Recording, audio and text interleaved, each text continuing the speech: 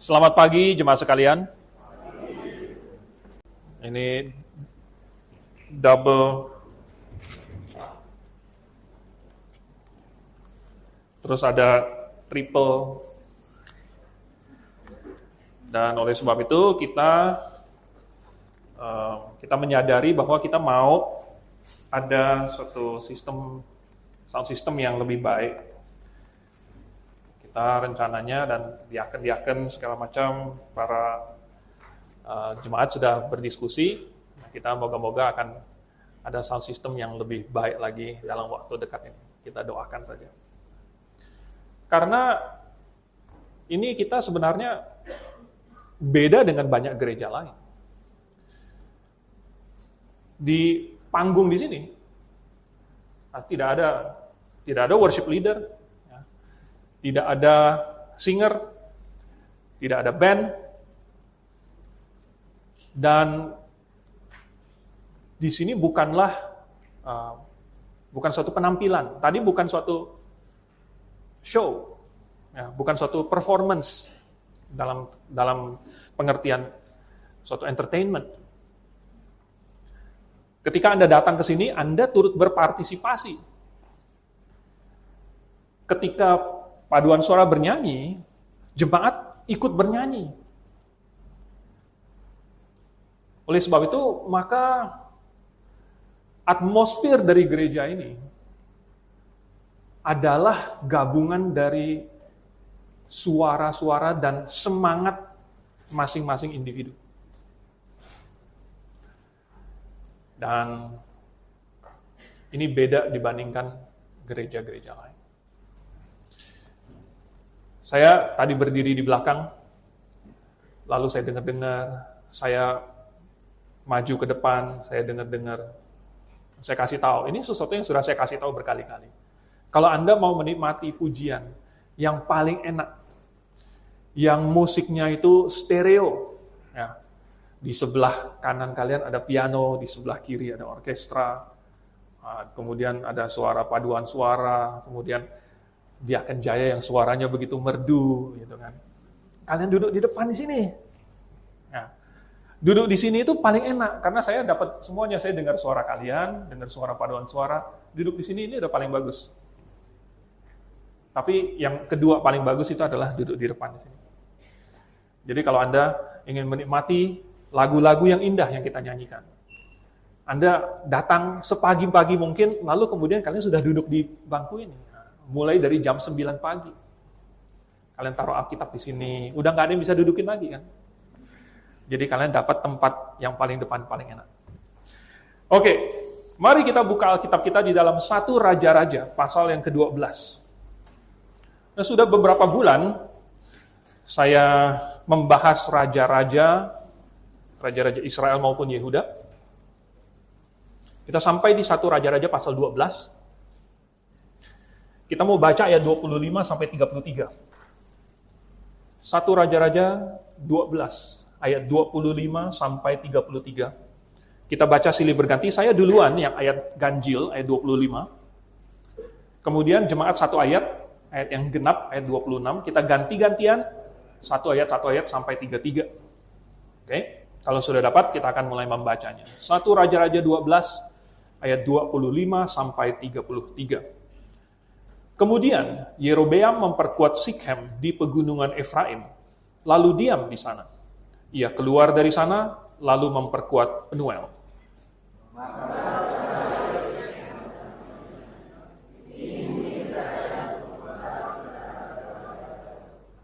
Jika bangsa itu pergi mempersembahkan korban sembelihan di rumah Tuhan di Yerusalem, maka tentulah hati bangsa ini akan berbalik kepada tuan mereka, yaitu Rehabeam, Raja Yehuda. Kemudian mereka akan membunuh aku dan akan kembali kepada Rehabeam, Raja Yehuda.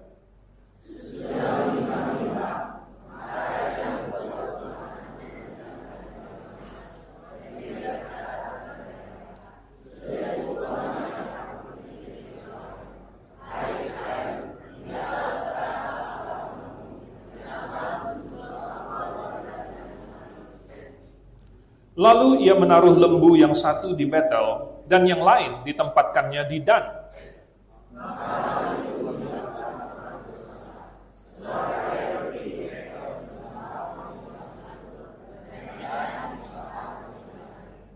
Ia membuat juga kuil-kuil di atas bukit-bukit pengorbanan, dan mengangkat imam-imam dari kalangan rakyat yang bukan dari Bani Lewi.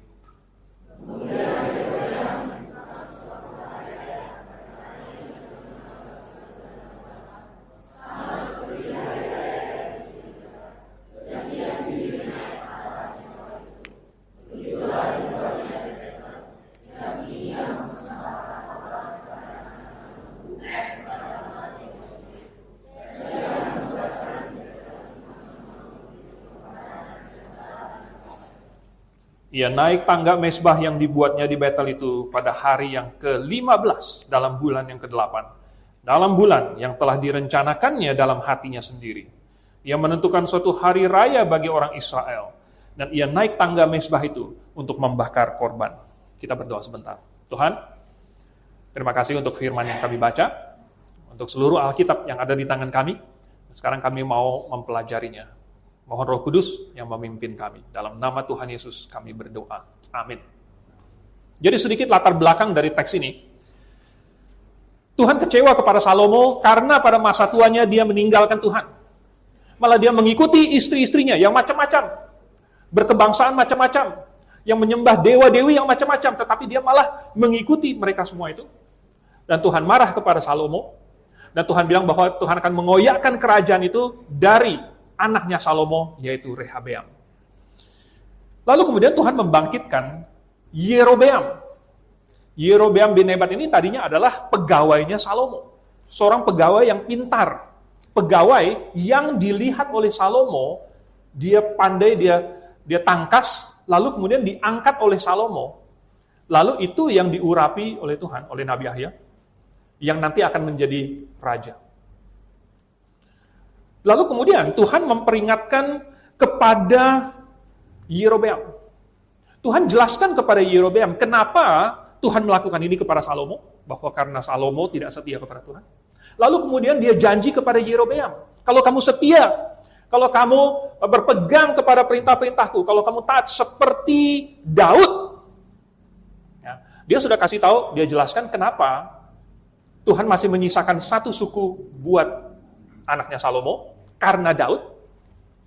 Lalu dia bilang, kalau kamu setia, maka Tuhan akan membangunkan suatu kerajaan yang kokoh seperti untuk Daud. Tuhan akan bikinkan keluarga Yerobeam seperti ada keluarga Daud. Asalkan Yerobeam setia, asalkan dia taat. Tapi, ternyata seperti yang kita baca, dia malah berbuat kebalikannya. Dia malah menjadi pelopor dari raja-raja jahat di Israel. Saking jahatnya dia, semua yang lain mengikuti dia, dan yang jahat itu semuanya dibilang berdosa seperti Yerobeam bin Nebat. Minimal ada 15 raja yang dikomentari oleh Tuhan bahwa dia jahat, dia berdosa, dan dia mengikuti Yerobeam bin Nebat. Bayangin, bukan cuman jadi penjahat yang dicontoh oleh penjahat-penjahat lain. Itu adalah legacy Yerobeam bin Nebat. Apa yang dilakukan oleh Yerobeam ini? Dia orang yang tidak beriman. Tetapi sayangnya banyak orang Kristen hari ini yang ternyata melakukan kesalahan yang sama dengan yang Yerobeam lakukan. Oleh sebab itu kita hari ini mau melihat ada 3 kesalahan fatal yang dilakukan Yerobeam. Dan kalau itu kita lihat pada hari ini, jangan sampai itu terjadi pada diri kita. Nomor 1, kesalahan Yerobeam adalah dia tidak percaya kepada Tuhan. Tadi saya sudah sebut bahwa Tuhan kirim Nabi Ahia, lalu kemudian kasih penjelasan, sudah mengangkat, sudah mengurapi Yerobeam, kasih dia penjelasan. Seharusnya Yerobeam dia berhikmat.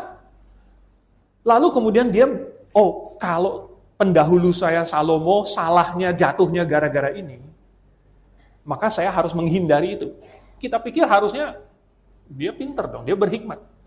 Tapi kan ternyata tidak. Ya. Tuhan sudah kasih tahu konsekuensinya, tapi ternyata Yerobeam tetap melakukan kejahatan itu, tetap berpaling dari Tuhan. Nah, pertama Yerobeam, sesudah dia diurapi itu, kan Salomo mau membunuh dia. Dia lari ke Mesir. Nah, dia lari ke Mesir tanpa disuruh oleh Tuhan. Tanpa disuruh oleh Tuhan. Ya. Memang kadang-kadang ada yang pergi ke Mesir atas suruhan Tuhan, karena Tuhan punya suatu rencana, ada suatu hal yang spesifik. Misalnya Tuhan Yesus pernah ke Mesir, lalu kemudian dibawa pulang. Tetapi itu adalah untuk menggenapi apa kata Nabi. Yakub pernah pergi ke Mesir, tapi itu pun Tuhan yang suruh. Ya. Ada nggak orang yang pernah pergi ke Mesir, tapi tidak Tuhan suruh? Ada. Misalnya Abraham. Abraham waktu itu pergi ke Mesir tanpa Tuhan suruh. Apa yang terjadi? Istrinya hampir diambil sama Firaun. Nah, lalu kemudian, siapa lagi yang pernah pergi? Elimelek bawa keluarganya. Waktu kelaparan terjadi di Bethlehem, dan itu ironis, Bethlehem artinya adalah rumah roti. Kelaparan, lalu dia pindah, perginya ke Moab. Moab itu adalah musuh Israel, sama seperti Mesir. Tanpa disuruh oleh Tuhan. Apa yang terjadi? Elimelek mati, Mahlon mati, Kilion mati, tinggal Naomi. Naomi mau pulang, cuman Rut yang ikut. Siapa lagi? Daud. Daud pernah dikejar-kejar oleh Saul, lalu kemudian dia lari ke Filistin, tanpa disuruh oleh Tuhan. Sekali lagi, Filistin adalah musuhnya Israel. Orang mereka lagi perang kok. Daud malah lari ke Filistin. Lalu kemudian minta perlindungan kepada Filistin. Aneh sekali. Sekali lagi tanpa disuruh oleh Tuhan. Apa akibatnya? Akibatnya dia tinggal di Ziklag. Lalu kemudian pada satu kali dia lagi ikut berperang, gitu, ikut berperang. Tetapi di sisinya orang Filistin, orang Filistinnya nggak percaya sama Daud. Ini musuh besar kita. Kalau ikut perang sama kita nanti tahu-tahu dia backstep, dia serang kita dari belakang, gitu. Jadi kemudian disuruh pulang. Lalu pulang ke Ziklag, ternyata Ziklag sudah terbakar. Dan itu merupakan salah satu titik paling rendah, paling mengharukan dalam hidupnya Daud, di mana semua orang-orangnya aja udah siap untuk melempari dia dengan batu. Jadi, tanpa disuruh oleh Tuhan, kalau membuat langkah yang salah, apalagi ke Mesir, Mesir itu melambangkan zaman dulu, bukan sekarang, zaman dulu melambangkan dunia ini. Melambangkan kejahatan, melambangkan penyembahan berhala. Pergi ke Moab, sama juga. Perzinahan rohani. Pergi ke Filistin, musuh, peperangan rohani. Tapi itulah yang dilakukan oleh Yerobeam. Jadi dia nggak percaya. Salomo mau membunuh dia. Tidakkah dia ingat apa yang dulu dialami oleh Daud, bapaknya Salomo? Saul mau bunuh Daud. Nggak berhasil tuh. Nah, jadi sebenarnya Yerobeam dari situ sudah menunjukkan dia nggak begitu percaya yang Tuhan janjikan. Lalu kemudian, apa lagi? Yerobeam memperkuat Sikhem dan Penuel. Jadi dia tinggal di Sikhem. Sikhem itu menjadi ibu kotanya. Nah, dia perkuat. Dia bikin tembok yang tinggi, dia tambahkan pasukan di situ, perbekalan dan lain sebagainya. Lalu kemudian Penuel. Jadi ibu kota diperkuat. Ini mungkin seperti apa ya? Ya secara militer itu masuk akal. Ya, itu markas militer dia, tempat di mana dia berada. Dia mau mengkonsolidasi kekuatan politik dia secara geografis. Dan mungkin bisa kita mengerti karena Rehabeam sempat mau perang, sempat sudah kumpulin orang-orang Yehuda untuk perang melawan Yerobeam. Tapi kemudian dihentikan oleh Tuhan. Tuhan bilang, jangan, itu memang berasal dari Tuhan, suruh pulang. Akhirnya nggak jadi perang. Tetapi mungkin si Yerobeam masih pikir-pikir kalau suatu hari Rehabeam mau cari-cari gara-gara lagi, bikin masalah lagi. Berarti saya perlu memperkuat Sikhem. Jadi dia mengandalkan pemikiran dia dan solusi dia.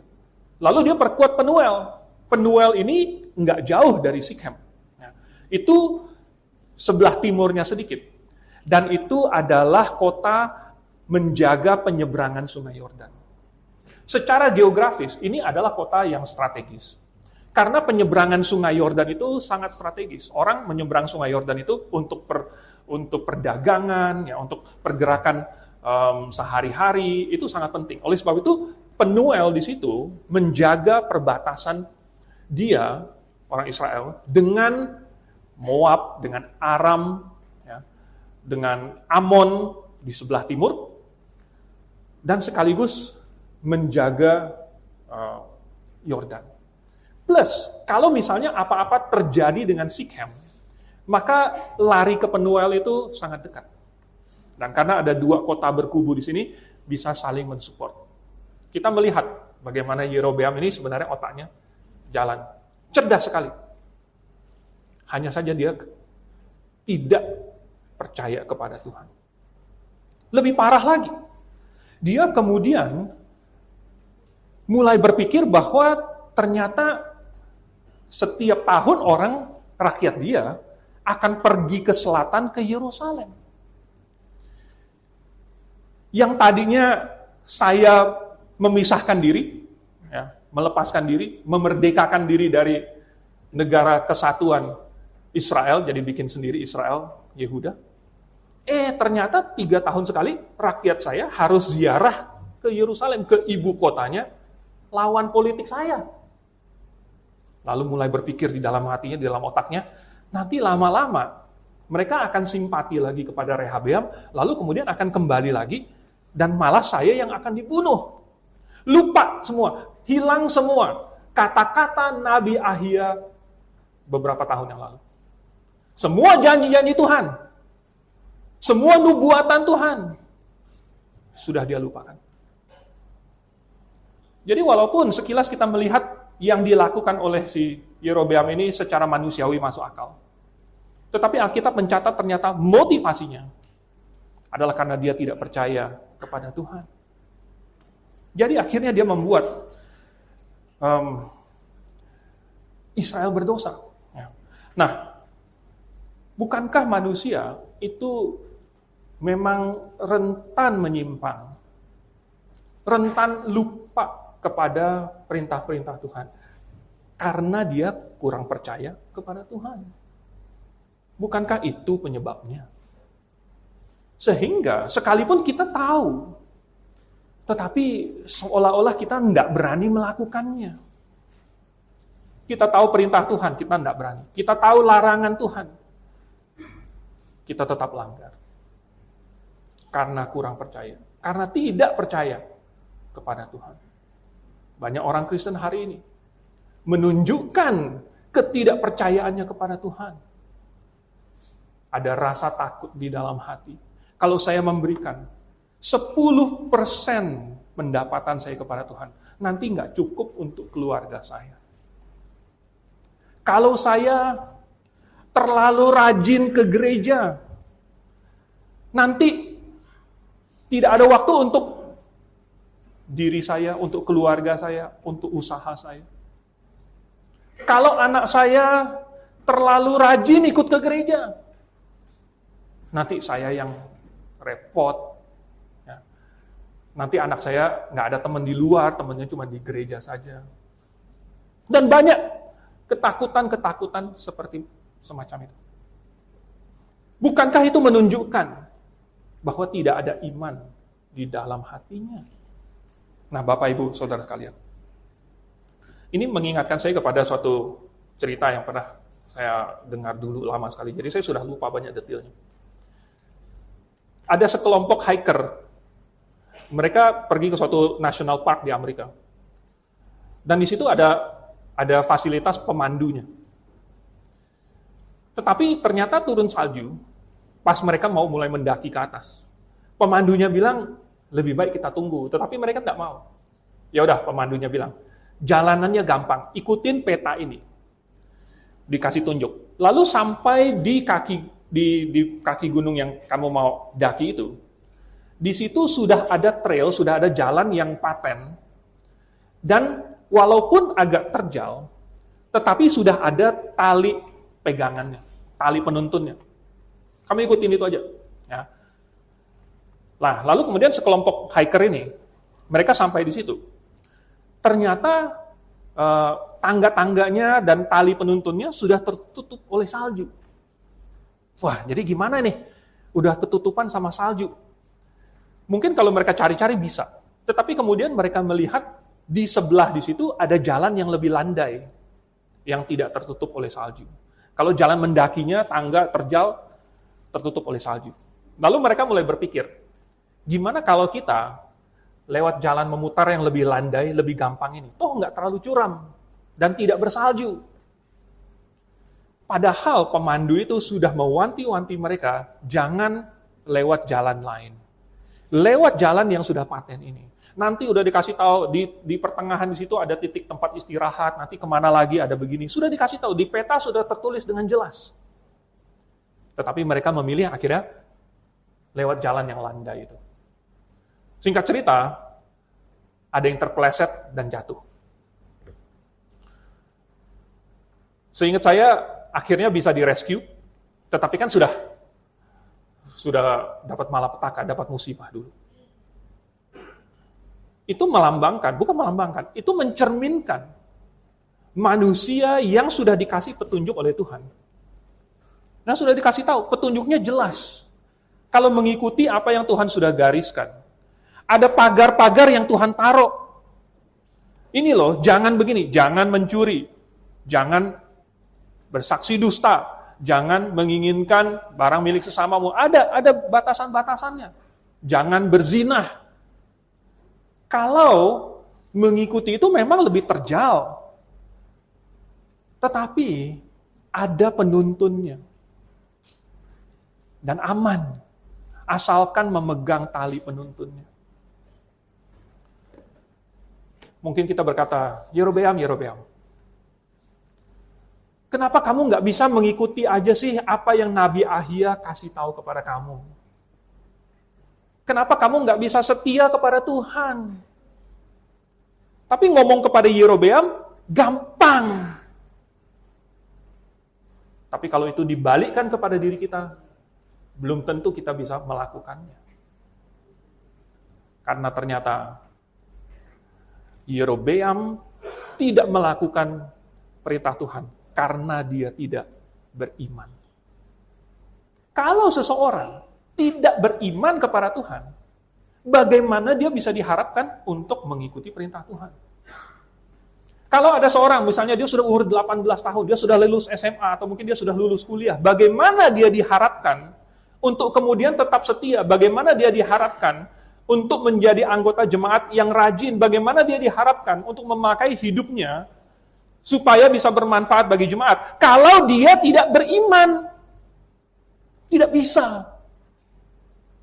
Mau dari kecil dibawa sekolah minggu, tetapi kalau dia tidak pernah bertobat, dia tidak pernah menerima Yesus sebagai juru selamat pribadinya, kalau dia tidak pernah mau hidup untuk Tuhan, bagaimana kalau nanti dia sudah lepas dari orang tuanya, dia bisa hidup untuk Tuhan? Bagaimana dia bisa mengikuti Tuhan? Tidak akan. Untuk menyenangkan Tuhan, harus ada iman terlebih dahulu. Dan itu Yerobeam tidak ada. Yerobeam pada waktu itu lari ke Mesir. Di Mesir ada firman Tuhan apa di Mesir? Tidak ada. Seandainya dia mau belajar tentang apa yang harus dia lakukan sebagai raja, dia harusnya belajar sama misalnya minimal Nabi Ahia yang mengurapi dia. Imam-imam Lewi, dan semuanya itu ada di Israel. Dia pergi ke Mesir. Di Mesir nggak ada apa-apa. Maksudnya nggak ada firman Tuhan. Lalu kemudian dia di Mesir, apa yang dia pelajari?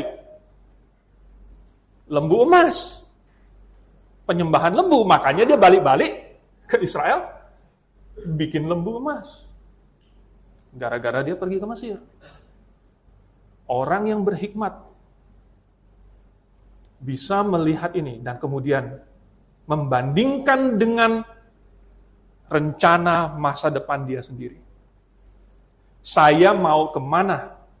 Ada nggak gereja yang benar? Saya mau berjemaat Tempat di mana anak saya bisa senang di situ, bisa diselamatkan di situ. Tempat anak saya bisa bertumbuh di situ, melayani di situ. Tapi Yerobeam, sekali lagi, kalau kita marahin Yerobeam, gampang. Yerobeam, kamu bodoh. Seandainya kamu setia, Tuhan akan membangunkan suatu keluarga yang kokoh buat kamu. Tapi kamu tidak mau. Dia tidak percaya kepada Tuhan. Lalu yang kedua, kesalahan fatalnya Yerobeam adalah dia membuat suatu agama baru dari dalam hati dia sendiri. Dia yang bikin sendiri. Tetapi agama yang superficial, yang hanya permukaan kulitnya saja. Jadi, Yerobeam pikir dia punya suatu masalah. Kalau setiap tahun orang Israel kemudian ziarah ke Yerusalem, kan nanti di Yerusalem itu kan siapa rajanya di situ? Siapa rajanya? Rehabeam. Kalau Yerobeam sendiri ikutan, gimana? Kalau Yerobeam sendiri ikut pergi ke Yerusalem, wah, jangan-jangan langsung ditangkap sama Rehabeam. Itu yang dia takutkan, bener nggak? Orang Duterte aja di airport ditangkap kok. Ya. Ada arrest warrant untuk Netanyahu katanya. Jadi negara-negara yang beraliansi itu nanti kalau Netanyahu nggak bisa pergi ke situ, ntar kalau pergi ke situ ditangkap sama polisi. Nah dia takut, si Yerobeam ini takut kalau nanti dia pergi ke Yerusalem, ditangkap dia. Kalau begitu rakyat saya juga nggak boleh pergi ke Yerusalem. Sekali lagi, ini adalah masalah yang dia pikirkan di dalam otak dia sendiri. Ya, ini sesuatu yang dia bayang-bayangkan, belum terjadi. Ini sesuatu yang dia fantasikan, dia khawatirkan. Demikian juga banyak orang mengkhawatirkan apa yang belum terjadi. Tetapi bagaimana kalau begini? Tapi bisa begini kan? Nanti jadinya akhirnya begini. Dan dia sudah melakukan dia simulasi di dalam pikiran dia. Kalau dia begini, kalau dia harus ikut yang Tuhan perintahkan, nanti jadinya begini. Oh, dia sudah khawatir duluan. Sekali lagi, Yerobeam memang tidak percaya sama Tuhan. Makanya dia punya pemikiran yang akhirnya ujung-ujungnya dia pikir, wah ini nggak bisa ikut apa yang Tuhan katakan. Tapi, sebenarnya, seandainya saja dia punya iman, maka Tuhan pasti akan berkati. Di dalam hukum Taurat, Pentatuk yang ditulis oleh Musa, itu sebenarnya perintah untuk ziarah ke Yerusalem 3 kali setahun itu sudah diperintahkan. Dan Tuhan janji kepada Musa bahwa kalau orang-orang Israel itu ngumpul di satu tempat 3 kali setahun, Tuhan akan menaruh rasa takut kepada bangsa-bangsa sekeliling sehingga mereka nggak berani menyerang. Tuhan sudah janji. Jadi ini kan kalau semua laki-laki 12 tahun ke atas ngumpul ke Yerusalem, ini kan bangsa lain pasti akan lihat kosong, rumah kosong, serbu, gitu dong. Tapi Tuhan janji nggak bakalan. Kalau kamu setia, kalau kamu percaya kepada Tuhan, jangan takut. Memang bangsa-bangsa lain itu semua adalah serigala, seperti melihat mangsa domba. Dan menunggu waktu yang tepat. Tetapi Tuhan janji akan melindungi. Kalau Yerobeam percaya janji Tuhan itu, dia bisa dengan tenang, oke, nggak apa-apa. Sekalipun rakyat saya pergi ke Yerusalem, sekalipun saya sendiri pergi ke Yerusalem, tapi Tuhan menyertai saya. Justru kalau saya nggak pergi ke Yerusalem, Tuhan tidak menyertai saya. Mana yang lebih bahaya? Lebih bahaya nggak beserta Tuhan. Mau dimanapun kalau Tuhan tidak beserta, itu lebih bahaya daripada berada di ujung tanduk tetapi bersama dengan Tuhan. Masih lebih aman. Nah, saudara. Lalu kemudian dia bikin suatu agama baru. Oh, masih dibungkus dengan ini. Masih dibungkus dengan Allah yang menuntun kamu keluar dari Mesir. Jadi judulnya masih menyembah Yehova. Kan Allah yang menuntun kamu keluar dari Mesir itu Yehova. Jadi menyembah Yehova. Namanya masih Yehova. Tetapi selebihnya sudah beda total. Cuman judulnya doang. Makanya saya bilang superficial. Cuman di kulitnya doang. Bukankah hari ini yang katanya kekristenan itu. Sampai sudah berapa miliar? Kekristenan yang superficial itu memang miliaran. Tapi itu cuman sebatas kulit doang. Apa yang sesungguhnya di dalam? Banyak gereja. Kulitnya ada salib. Kulitnya ya bentuknya begini, bukan kubah gitu ya. Ada juga yang bentuknya kubah sih. Kulitnya, tetapi dalamnya apa? Dalamnya adalah diskotik. Dalamnya adalah panggung entertainment. Dalamnya adalah tempat orang lompat-lompat, guling-guling, nangis, ketawa. Bukan gereja. Jadi apa yang dilakukan oleh Yerobeam? Dia bikin lembu emas. Ini sekali lagi meniru yang dilakukan oleh bangsa Mesir. Lalu kemudian dia taruh di Betel dan Dan. Betel dan Dan ini dipilih secara strategis. Dan itu adalah kota paling utara, Betel adalah kota paling selatan. Sesudah pembagian, ya, pembagian kerajaan utara dan kerajaan selatan, Betel itu adalah perbatasan antara kerajaan Israel dengan kerajaan Yehuda, paling selatannya. Jadi, Yerobeam bilang, di ayat yang ke-28, dia bilang, sudah cukup lamanya kamu pergi ke Yerusalem. Kalau dalam bahasa Inggrisnya, it is too much for you. Terlalu sulit bagimu untuk pergi ke Yerusalem. Dah, ke Betel aja.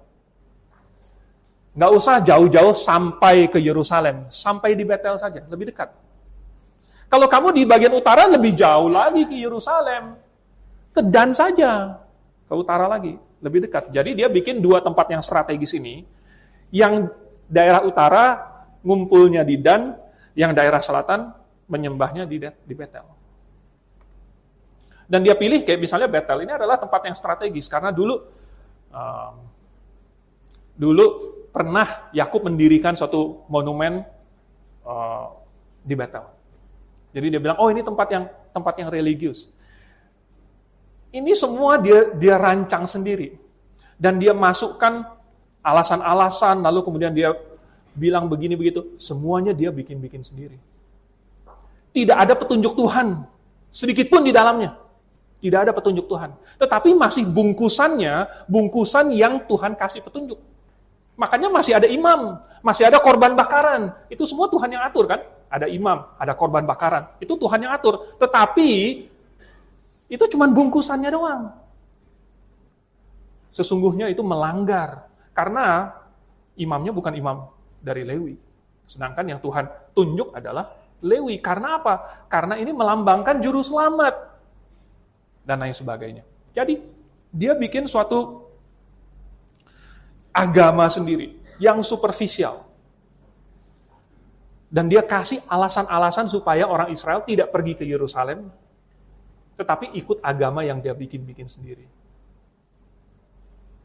Banyak gereja hari ini juga superficial. Banyak orang Kristen menjalankan keagamaan mereka, tapi superficial. Buktinya, datang ke gereja, tetapi pertimbangannya adalah dekat dengan rumah atau jauh. Ke situ, ke sini, sama saja, pilih yang dekat. Pertimbangannya jadi dekat. Loh, bukankah sama juga yang dikatakan oleh si Yerobeam? Yerobeam bilang kan terlalu jauh Yerusalem, yang dekat aja. Atau mungkin ada yang pilih karena ada temannya. Ada temannya. Mungkin sama juga yang dibilang sama Yerobeam kan? Itu kamu ke tempatnya Yerusalem itu tempatnya Rehabeam, itu bukan teman kamu. Ya, Rehabeam itu mau menaikkan pajak kamu, kelingkingnya dia lebih besar dari pinggang bapaknya, tahu? Nah, mungkin dia bilang begitu. Ya, nih kita teman. Kamu datang sini aja, tempat ada teman kamu. Pertimbangannya ada teman. Pertimbangannya lagi apa? Oh, ada ininya. Oh, seru, festivalnya seru dan lain sebagainya. Padahal ke gereja pertimbangannya apa sih? Untuk apakah seseorang datang ke gereja? Bukan untuk memuaskan ilusinya bahwa dia sedang melakukan kewajiban agama dia. Ke gereja adalah untuk berbakti kepada Tuhan, menunjukkan bahwa saya mengasihi Tuhan, dan minimal saya mau belajar firman Tuhan. Saya mau mendengarkan penjelasan. Saya mau supaya pemahaman saya diperdalam. Saya mau supaya kehidupan saya berubah. Tapi justru itu yang tidak diinginkan banyak orang. Dia merasa tidak nyaman di gereja itu. Karena apa? Oh, di gereja itu terlalu keras. Tidak nyaman karena apa? Oh, karena khotbahnya doktrinal. Ya, kalau misalnya khotbahnya tentang mengasihi, khotbahnya tentang hormat orang tua, itu mah dari SMP, dari SD juga sudah diajarkan. Tidak ada hal-hal yang baru. Tapi kalau ada hal-hal yang baru, ada hal-hal yang menohok, ada hal-hal yang menegur, yang menyakit, yang menusuk dia, waduh, kena. Dia takut berubah. Nanti saya harus berubah. Kalau saya ke gereja itu, kalau saya bikin salah, nanti harus maju ke depan. Waduh, takut duluan. Karena tidak mau berubah. Kalau di gereja itu tidak boleh merokok. Kalau ke gereja yang satu itu, tidak boleh pakai baju sembarangan. Atau macam-macam. Akhirnya dia pertimbangannya beda lagi. Sekali lagi, banyak orang sebenarnya datang ke gereja. Bukan karena Tuhannya. Tetapi untuk memuaskan ilusi diri dia sendiri bahwa dia sedang melakukan kewajiban agama dia. Banyak orang Kristen bukan mau menyenangkan Tuhan. Padahal mereka bilang bahwa mereka beribadah.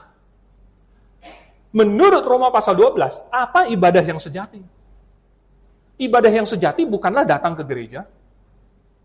Ini cuman sebagian doang.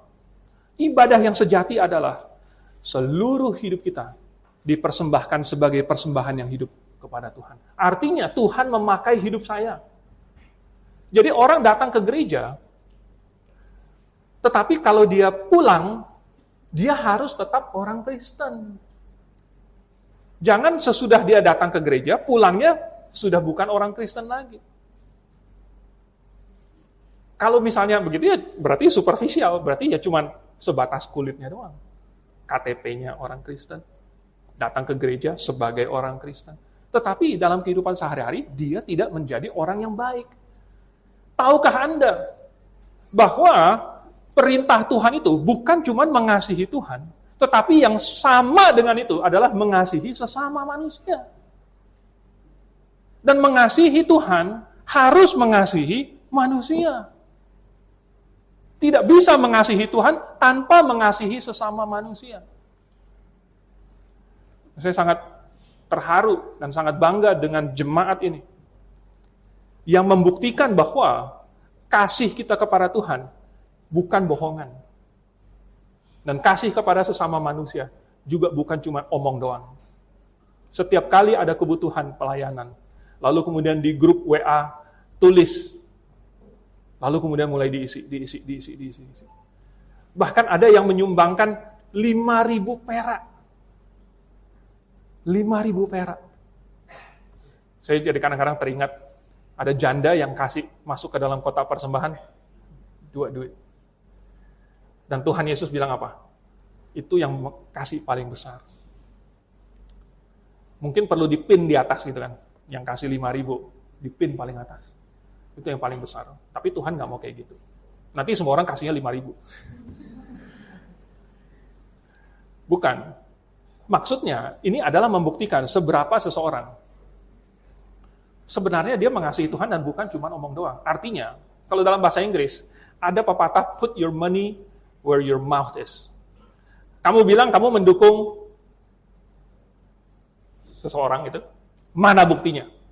Ya, apa buktinya kamu mendukung dia? Kalau misalnya mendukung klub sepak bola, apa buktinya? Beli kaos klub itu. Ya. Beli kan, keluar duit. Kalau misalnya, ya apalah gitu ya. Kalau mengasihi Tuhan, buktinya apa? Dan tentu Tuhan bukan memerlukan uang kita. Sekali lagi Tuhan sudah kaya. Tuhan bukan perlu uang kita. Tuhan nggak perlu cetak uang pun Tuhan sudah kaya. Tapi Tuhan mau hati kita. Tuhan mau pengorbanan kita. Itu yang berharga di mata Tuhan. Nah, inti dari perbuatan Yerobeam sebenarnya adalah pemberontakan melawan Tuhan. Karena dia sengaja sesudah mengetahui apa yang benar, tetapi dia melawan. Dan dia membuat aturan dia sendiri. Banyak orang bikin aturan sendiri juga. Saya mau datang ke gereja kok. Tapi kalau saya sempat. Emang kalau saya sempat itu aturan dari Tuhan. Saya mau kok. Nah, ini ya. Tapi ada kalau saya begini begitu. Kalau deket, kalau ada teman yang nganterin, kalau begini begitu. Itu adalah aturan-aturan yang kita bikin sendiri, bukan yang Tuhan bikin. Dan kalau Yerobeam bisa dianggap memberontak terhadap Tuhan karena itu, maka sesungguhnya kita juga kadang-kadang bersalah terhadap Tuhan. Tapi lebih parah lagi, kalau suatu gereja secara sistemik, bukan cuma individunya, gerejanya secara organisasinya melawan Tuhan. Gimana caranya gereja bisa melawan Tuhan? Oh, misalnya, Tuhan kasih perintah untuk membaptiskan orang. Dia mau bikin baptisan model yang baru. Bukan yang diselam, kali ini dipercik-percik aja. Bikin model baru. Ya. Walaupun kulitnya namanya sama baptisan, tetapi baptisannya bukan baptisan, karena bukan diselam. Lalu mungkin ada lagi, dia mengangkat wanita menjadi pendeta. Wah, ini Tuhan sudah ajarkan bahwa yang menjadi penatua, yang menjadi penilik, menjadi gembala, itu adalah suami dari satu istri. Saya belum pernah ketemu ada wanita manapun yang bisa jadi suami dari satu istri. Nggak ada. Oleh sebab itu maka haruslah laki-laki. Bukan karena Tuhan nggak menghargai wanita, bukan karena belum emansipasi, bukan. Tapi karena tatanan yang Tuhan ciptakan di dalam keluarga, di mana laki-laki, suami adalah kepala keluarganya. Maka itu harus konsisten juga di dalam gereja. Baru tadi pagi, saya khotbah di remaja. Dan bahannya adalah tentang Esther. Esther itu bisa naik gara-gara Wasti dicopot. Wasti bisa dicopot gara-gara dia menolak dipanggil oleh Ahasiweros. Waktu dipanggil, dia tolak, dia nggak mau datang. Langsung semua istana geger. Para penasihatnya Ahasiweros akhirnya bilang, ini nanti kelakuannya si Wasti akan merata kepada semua wanita. Akhirnya semua wanita akan memberontak terhadap suaminya. Dan kemudian tuanku raja, tuanku yang maha besar, ya, tuanku yang paling mulia, yang udah bikin pesta sampai 187 hari, yang punya 127 wilayah, yang punya, pokoknya punya istri paling cantik, tetapi paling banyak ditertawakan karena istrinya tidak mau dengar dia. Akhirnya, Ahasiweros copot si Wasti. Nah. Lalu kemudian, di ayat yang terakhir pasal 1-nya, beserta dengan pengumuman Wasti dicopot, ada pengumuman bahwa setiap laki-laki harus menjadi kepala dalam rumah tangganya. Pengumuman dari orang yang tidak percaya Tuhan, tidak pernah baca Alkitab. Pengumuman dari orang yang nggak kenal Tuhan. Itu aja tahu. Jadi, kenapa gereja zaman modern ini melanggar perintah Tuhan? Ada gereja yang katanya memuji Tuhan, tetapi dia mengimpor ada musik-musik dunia kemudian dimasukkan ke dalam gereja. Musik duniawi itu lalu kemudian menghina Tuhan lagi dengan mengatakan bahwa ini memuji Tuhan, memuliakan Tuhan. Sederhananya aja deh. Begini misalnya, ada video yang membangkitkan hawa nafsu. Video membangkitkan hawa nafsu. Berani nggak orang bilang itu video memuliakan nama Tuhan? Tapi ada musik yang membangkitkan hawa nafsu. Didesain sengaja untuk membangkitkan hawa nafsu. Tetapi itu kemudian dipinjam, diimpor. Diganti kata-katanya sih. Jadi haleluya, Yesus, puji Tuhan. Tetapi musiknya adalah musik yang membangkitkan hawa nafsu. Dan berani-berani mengatakan bahwa itu memuliakan Tuhan. Itu agama yang lain. Bukan yang di Alkitab. Kesalahan yang ketiga, fatal. Yerobeam menjerumuskan generasi selanjutnya demi kepentingan dia sendiri. Yerobeam membuat Israel berdosa. Saking suksesnya Yerobeam. Akhirnya raja-raja sesudah dia, hampir semuanya tidak bisa lepas dari sistem yang dia bikin.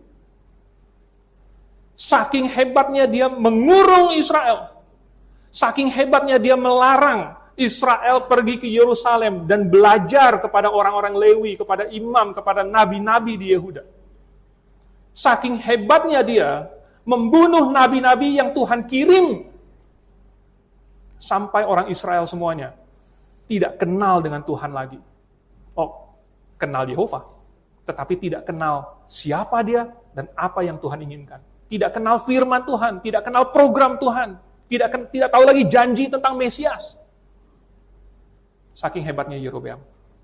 Dan dia melakukan itu dengan sengaja demi kepentingan dirinya sendiri.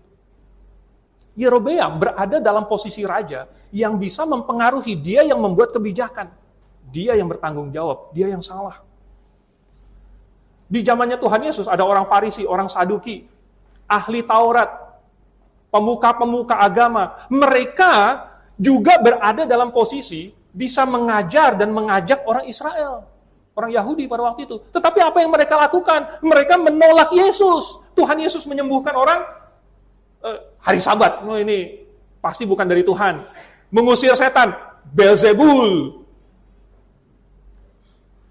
Bukannya mereka membawa orang kepada Yesus, malah menghalang-halangi. Demi siapa? Demi kepentingan diri mereka sendiri.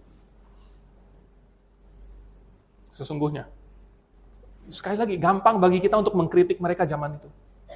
Tapi zaman sekarang banyak orang tua berada di dalam posisi bisa mempengaruhi keluarganya, anak-anaknya. Tetapi demi kepentingan diri sendiri, demi kenyamanan diri sendiri, menghalang-halangi.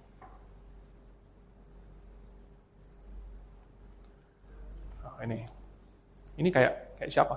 Kita berandai-andai saja.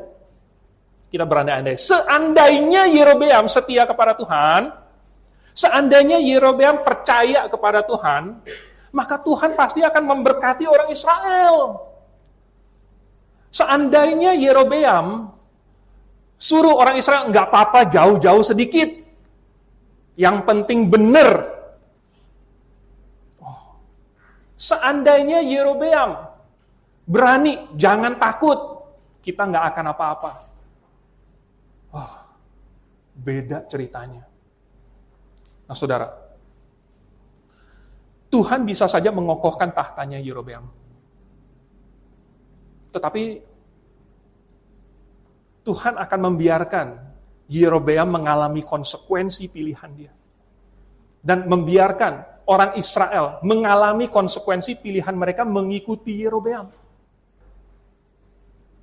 Dan itu generasi ke generasi akibatnya sangat parah. Yerobeam bisa saja panggil imam-imam. Ya. Oh, orang Lewi rata-rata di Yehuda. Yerobeam bisa saja panggil orang Lewi, nggak apa-apa, masuk ke daerah Israel, nggak akan diganggu dan lain sebagainya. Dia bisa saja, tetapi dia tidak mau. Orang tua yang berhikmat di zaman modern ini sangat sedikit. Ada orang tua yang sangat berhikmat, dia jadikan rumahnya tempat sekolah minggu. Bukan karena dia suka ribut, tetapi karena dia mau anak-anaknya nanti ikut sekolah minggu di rumah dia. Atau dia bikin jadi tempat PA. Supaya rumah dia itu, orang-orang di rumah dia, bisa mendengar firman Tuhan. Ini hikmat. Tetapi malah ada yang kurang berhikmat. Yang takut rumahnya dipakai. Yang takut kalau anaknya terlalu rajin. Waduh, kalau anak saya ke gereja nanti, ya gimana ya? Kalau udah masalah pilih pasangan untuk anaknya, kalau anak saya ke gereja nanti dapatnya orang gereja. Nanti dapatnya pilihannya sedikit. Mendingan saya cesawin ke tempat yang lain ini. Sekali lagi, gampang bagi kita untuk mengkritik Yerobeam di zaman itu. Tapi kalau itu dibalik ke kita, teler kita. Ternyata sama dengan Yerobeam. Nah, saudara, itu cuma pengandaian. Seandainya Yerobeam begini. Dan kita tidak akan tahu apa yang akan terjadi, kan? Karena dia tidak melakukannya. Yang kita tahu pasti adalah karena Yerobeam tidak setia. Kerajaannya hancur, keluarganya hancur, mati semua. Semua keluarganya tidak tersisa. Dan kerajaan Israel hancur. Jadi, kita mengandai-andaikan seandainya dia setia. Dan kita tidak akan pernah tahu. Kita lihat yang pasti, dia hancur. Ada nggak contoh yang pengandaiannya itu akhirnya berhasil? Ada. Misalnya Abraham. Abraham dikasih perintah yang saya yakin jauh-jauh lebih sulit dari kita hari ini. Yaitu mempersembahkan Ishak, anaknya yang tunggal. Kita di sini nggak ada yang disuruh untuk mempersembahkan anak kita jadi korban bakaran, nggak ada. Tetapi Abraham, dalam satu malam itu, dia menguatkan kepercayaannya kepada Tuhan. Pada besok paginya, dia bangun pagi-pagi. Dia bawa Ishak anaknya. Bujangnya 2, keledainya. Dia muati dengan kayu bakar. Lalu berjalan. Dalam satu malam itu, dia membuat keputusan. Saya akan ikut apa yang Tuhan suruh. Sekalipun saya tidak tahu masa depan, saya tidak tahu apa rencana Tuhan. Tapi dia percaya. Dan hasilnya luar biasa. Akhirnya dia menjadi bapak orang beriman. Disebut. Nah, sekarang kita bukan Yerobeam. Tapi kita memiliki keuntungan karena kita bisa melihat Yerobeam. Dan kita bisa menilai. Jangan sampai kita di sini yang sudah berada, yang sudah mendengar di sini, masih nggak percaya kepada Tuhan. Masih melakukan kewajiban agama dengan superficial. Atau demi kenyamanan diri kita sendiri, kita menjerumuskan generasi yang akan datang. Mari kita tundukkan kepala, kita berdoa. Bapa di surga, kami sungguh ngeri dengan peringatan-peringatan yang Alkitab berikan. Sehingga Yerobeam ini menjadi suatu peringatan buat kami. Tuhan, jangan sampai kami terjerumus ke dalam kesalahan-kesalahan yang fatal itu. Biarlah jemaat ini terus menjadi suatu tiang penopang dan dasar kebenaran yang menerangi kehidupan kami, kehidupan keluarga kami. Sehingga kalau kami ikuti, maka kami akan sampai kepada Engkau. Dan kami merindukan itu, Tuhan. Datanglah segera. Kami mengucap syukur dalam nama Tuhan Yesus. Amin.